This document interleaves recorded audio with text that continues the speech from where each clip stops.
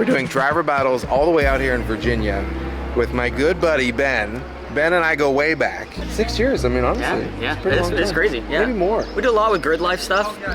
We've done some overlanding stuff. So oh my God. Yeah. Now we are here. Yes. Ben is gonna walk us through his Civic that you guys, I mean, if you follow their channel, I'm sure you do. And today, really, it's all about who's gonna be fast. But I'm not gonna talk too much about that because to see that, you need to go to their channel or you need to go to Driving Lane's channel. But today, we're gonna talk about your Civic.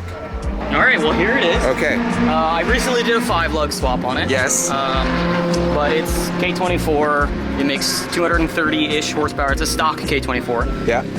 I'm running a staggered tire setup, which is probably the funnest thing about the car. So 255 in the front, 225 in the rear, yeah. Which makes the car very balanced for a front-wheel drive car. Everybody's, oh, front-wheel drive's not a race car. No. I tell you what, man, when you put a skinny rear tire on it, you can slide it at will. Yes. And it's a lot of fun. 8-point cage, all the safety stuff. I just added some mirrors so that I can try to see everybody around me. Yes. We got the aim dash for data logging. This is a stock ECU though, Honda ECU. You can do a lot with Honda nowadays, actually. Yeah. So, I mean, do you even really need to upgrade? No. No, I mean, there's no reason. It runs on 85. Yeah. One of the cooler things, one of the more, I guess, overbuilt things for a Civic, if the front wide body wasn't enough. No, I've got Fortunato dreadnoughts. So the external reservoirs. Wow. All around, actually. All around. I saw them in the engine bay as well. Yeah. Believe it or not, I've gone through like 4 different suspension setups on this car. Maybe I'm just like super picky about it. Yeah. Or fine-tuned about it. But this setup has been just so good. Yeah. Especially with front-wheel drive, trying to balance the slide.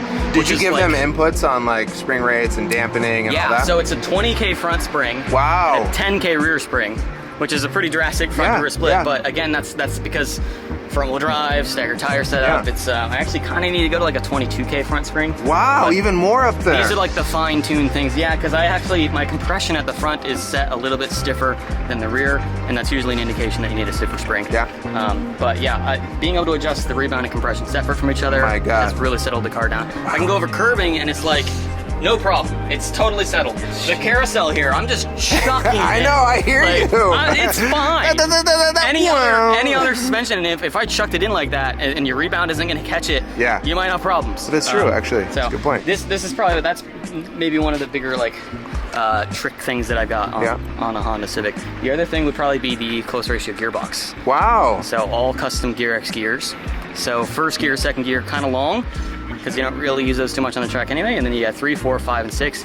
It keeps it all at peak power band. It's like a 2,000 RPM spread. Wow. So, and when you're up in 4th and 5th, and you grab the next gear, it barely sounds like a gear change. My God. So okay, speaking of, show me the heart. Show me the engine. Yeah. Aero catch it. Oh, tape. Tape. Aero catches. And the hood latch. I've seen too many hoods fly up. Yes, true. Bing bong. K swap. K20 or K24? 24. K24, wow. Torque. Yes. I used to have a K24 with a K20 head, and it did make a little bit more power with cams and everything. Sure. But the class that I was in, I wasn't allowed to do that, so then I changed back, and I basically build the car around the class, and if you want to be competitive, that's kind of what you have to do. How long have you had the K24 in? 3, maybe 4 years. 4 years? Around And that was range. it ever B? It had a B16B, Yeah. which was like the best motor for street driving. The K series, super aggressive. Like, I've driven it on the street, but it's like obnoxious. Really? The B series is much smoother for the street. Yeah. And obviously the lower horsepower allows you to get into it a little bit more. Yeah. This thing, it's like, you don't really want to get into it on the street, especially with cold tires. And I know you're limited to horsepower in the class. So Yes. what's the power it makes now? So in GLTC spec, it makes 203. Okay. Which is pretty nerfed for what this engine can do. Oh, yeah. So we flat power band tuned it, meaning we've only tuned where the peak horsepower was on the graph and just pulled it down. So everything else is the same. So when it gets into that power band, it stays. Wow. It's kind of an odd feeling, Yeah. actually, but that's the most competitive class. All the way through. All the way through, especially with the close ratio. I actually have an extra 1,000 RPM if I, short shift. I still have room, and I'm That's still in peak power amazing. band. So it makes it easier to drive that way. I don't really have to worry about gears too much. What else is done on the engine bay? brake booster I've changes? tubbed it, which is No super cool. way. I tried to make it look very OEM, but It does this look is OEM. an aftermarket cap, and then this right here is actually a trailer fender. Same on that side. Wow. And that is up about 1.5 inches so that I could get the car an inch lower, because these cars came with 15s from factory, or Right. 14s even. Yeah. The outer diameter of these tires are like 25 inches, Yeah. while as normally it should be 23. So what size So, tire are you running? 255 40 17, Yeah. or a 265 35 18, depending on the flavor of day. Wow.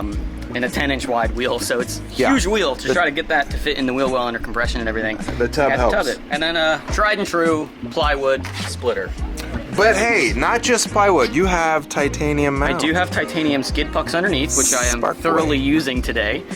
Going into the carousel, it's scraping quite a lot. And titanium's not cheap either, so I'm kind of like, now I'm like, maybe I'm wearing it too much. And then obviously my rear wing to help balance it out. That's amazing. So yeah, it's fun. All right, so you saw his car, and we're here basically all day. Here we go. At the end of these, I like to shoot a car on film, and I like to have the film connect with the owner of the car. And I was like struggling and struggling and struggling. The way I'm connecting this film with Ben today, this was the only film we could find in West Virginia. I literally sent a friend to go to any camera store they could find. So we're gonna shoot his car on Fujifilm 400. So we'll just cut to that now. Good luck today, Ben. And you're just gonna have to see who wins on their channel or on Driving Line. All right.